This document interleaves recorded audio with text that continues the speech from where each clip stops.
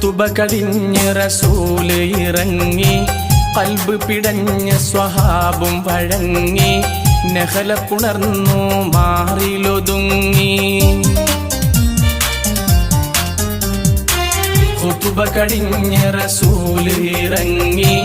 ഖൽബ് പിടഞ്ഞ സ്വഹാബും വഴങ്ങി നഹല പുണർന്നു മാറിലൊതുങ്ങി ശരഫുറ്റൂർ മരത്തിന്റെ തടിമറിയിലമർത്തി വെച്ചേ സ്വകാര്യമായി പറഞ്ഞതിൻ കരച്ചിലും അടക്കി വെച്ചേ ശരഫുറ്റൂർ മരത്തിന്റെ തടിമറിയിലമർത്തി വെച്ചേ സ്വകാര്യമായി പറഞ്ഞതിൻ കരച്ചിലും അടക്കി വെച്ചേ ഒരു നാളിൽ മദീനത്തെ